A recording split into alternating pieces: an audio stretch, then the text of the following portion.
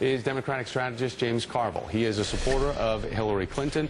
Sir, it's good to have you with me, and I want to play back for everybody who may have just missed it what Hillary Clinton was saying on the stump about the very issue that seems to be grabbing all the headlines, this new batch of emails with Director Comey. Why in the world the FBI would decide to jump into an election with no evidence of any wrongdoing with just days to go?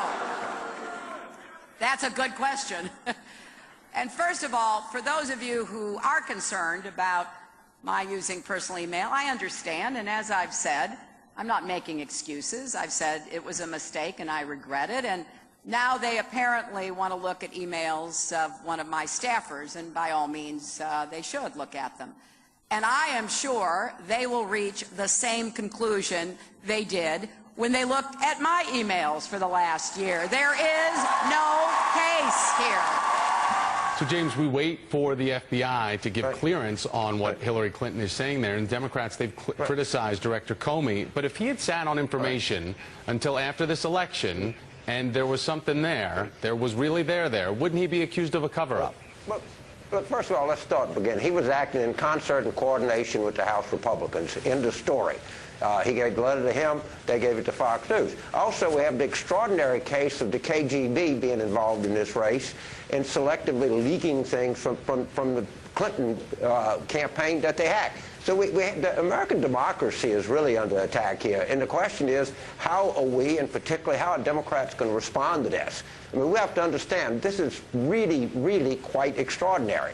And it would seem to me that the FBI shouldn't be getting rolled by the House Republicans. And that's what happened here. There's nothing else that's going on. And in the meantime, we do know that our democracy is under assault by the KGB. I mean, to me, that's something we ought to be talking about. That's a very pertinent, relevant issue in this campaign. And people have to decide, do we want our country for ourselves, or the people in charge, or are we going to let the KGB and the House Republicans decide this election? Meanwhile, you are correct that most American intelligence agencies do feel that the hacking that has been of WikiLeaks of John Podesta's email was provided through Russian agencies. But when we take away what's going on with WikiLeaks, James, and just focus specifically on the FBI, James Comey was praised in July by everyone for not moving forward with a recommendation to Loretta Lynch. So why now is it different for Comey when they find something that could be pertinent? You know what John Maynard Keynes said? When the facts change, I change my mind. What do? I mean, somehow or another that this is over. You said something nice in July, so you can't say, in spite of Justice Department policy, in spite of former people in the Bush administration, in spite of ethics people all over saying this is unprecedented, why are you defending this? Why are you sitting here when our democracy is under assault, when the FBI is acting at the behest of Jason Chaffetz, and sitting here acting like this is something legit? It's not.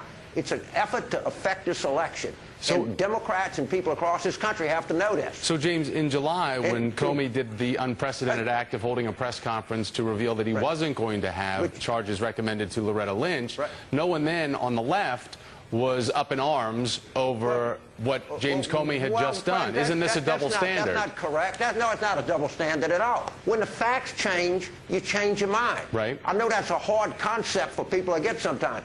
It is unprecedented. Look at the op-ed pieces. Look at what's going on. And you're sitting here defending an assault on American democracy.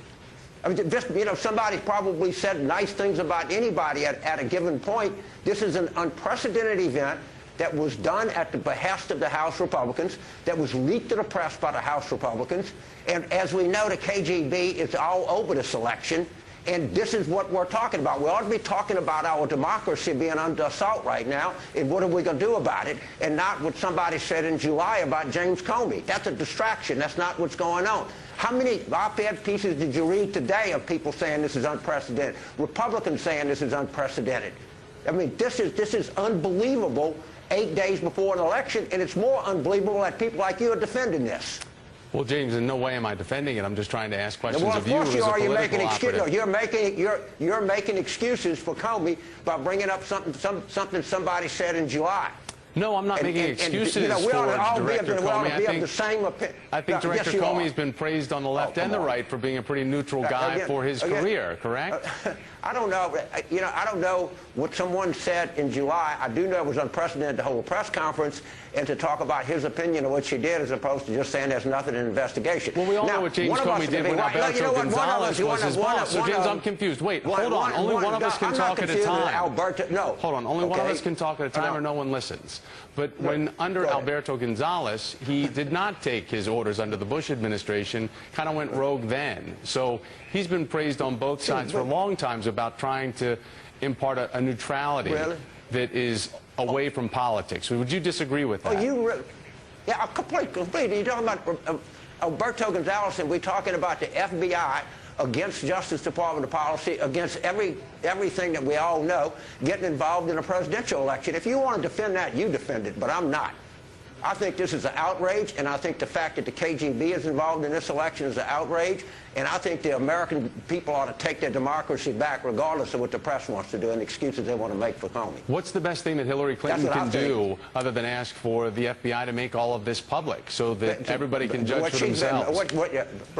Make it public. We called on it time and time again. Why are you talking about something somebody said in July? Why don't you say, Comey's such a great guy, make it public. Come on, tell us what there is. And if there's not something substantial, and I mean really substantial, then this is in effect an attempt to hijack an election.